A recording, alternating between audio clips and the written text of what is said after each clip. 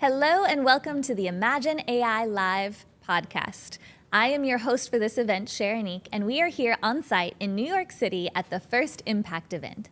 I have a special guest with me now. Welcome, Nicolai. Thank you very much, Chêrénique. Hi. So would you introduce yourself and tell the audience a little bit about what you're working on? Yeah, sure. So I'm Nicolai from Germany. I'm a physicist, actually, by training. I have a PhD in physics, but then kind of discovered that I wanted to build something in the real world instead of spending my days and nights in dark laser labs. And end of 2022, I started playing around with Stable Diffusion and animation generation based on Stable Diffusion.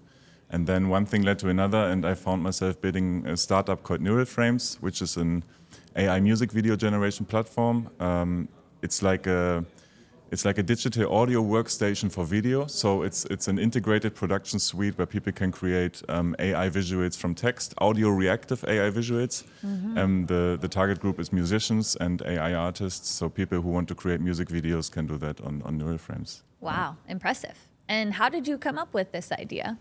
Honestly, I fell in love with it. So there's one advice that many people give to founders: don't start from the technology, always start from a problem. And I ignored that. I played with the technology and just deeply fell in love with it and thought, oh, this is so cool. There has to be a product that does something with this tech, with this kind of AI animation generation.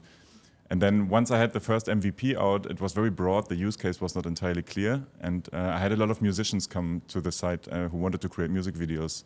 And I actually made music for a long time. And musicians have this problem that they finish a song and they always need, as a musician, you always need visuals for every song you put out, right? For social media, for TikTok, for Spotify even nowadays. And it's really, really hard to create visuals. And so I kind of oriented then the platform for that use case. And yeah, I just spoke to the users, learned from them, and I'm trying to build what they want. Yeah. And what was that like on the back end of building that? Yeah, that was fun. So I have an academic background, so I'm not a computer scientist or anything like that. Yeah. And but I was lucky because when I started building it, ChatGPT had just come out, and yeah, I kind of wrote with ChatGPT on one side and the code editor on the other, and learned a lot doing that. I really loved it, to be honest. I was in a 7-week of non-stop building mode until the first release, and now my responsibilities shift a bit. We're now 8 people, and so I'm more in the managerial path, which is also new and exciting. Yeah. And how have you incorporated AI into that new role?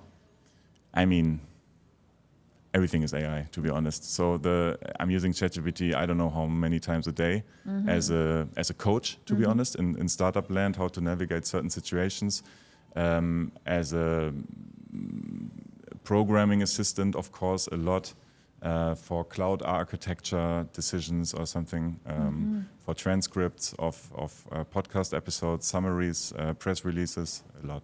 Yeah, wow. Like you guys. Yeah, exactly. Right. Exactly. So you obviously were educated. You went to university for what you were doing. What would you say to those that are going into university now or who are in university about implementing AI and what they should be studying?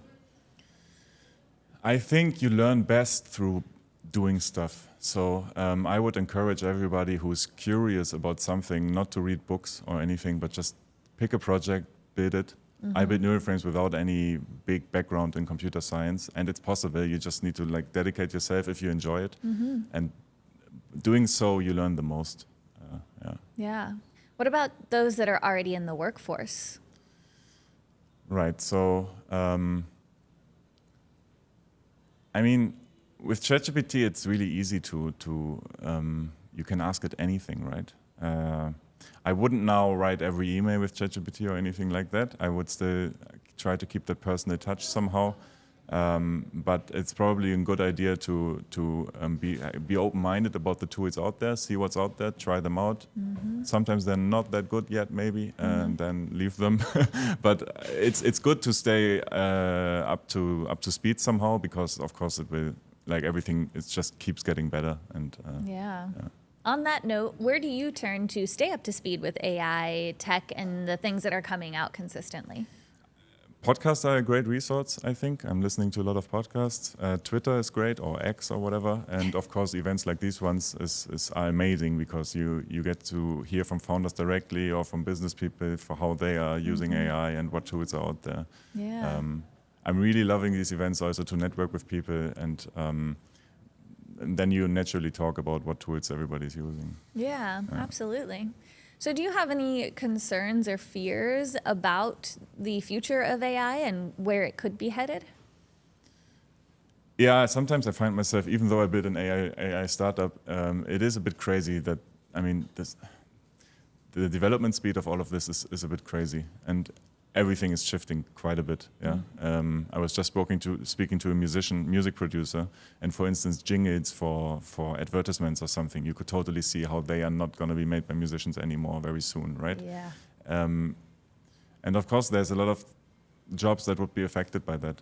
I don't think that AI will take over all the jobs. I don't think this is real. I think then there's new jobs generated, but for sure there's a big transformation happening. And even more important it is to stay vigilant and see what's happening out there. Yeah. And on the flip side of that, what are your hopes for the benefits that AI can bring? So the situation I'm in now, as a startup founder and having built the MVP completely by myself, I could have never done that without AI.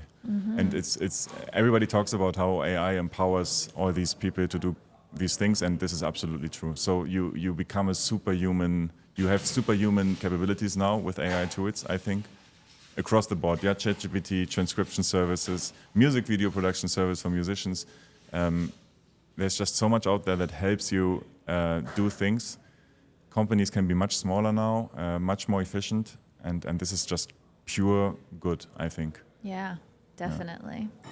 Are there any new features or projects you're working on that you could share with us?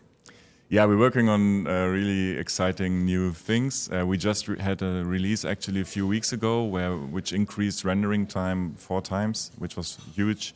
And also, so NeuroFrames, there's a lot of like knobs that you can play with to tweak the output. And we introduced a new knob, and it changes everything. It's really cool. It's a lot of fun. Users love it. And yeah, we're working on new features, but go to neuroframes.com and check it out in a few weeks. Yeah. Awesome. Well, congratulations on your new features and continually upgrading the product that you have. Thank you very much. And I have one last question for you today. If there is someone listening that is thinking about attending an Imagine AI live event, what would you say to them about it? This is the best event out there for AI stuff. And honestly, I've been to a lot of physics conferences. I think this one is the best conference I've been at of all. It's a really, really cool crowd of people. The organizers are awesome. There's a really good vibe. It's super. Everybody helps everybody. It's very friendly, and it's a great place to learn a lot and to connect.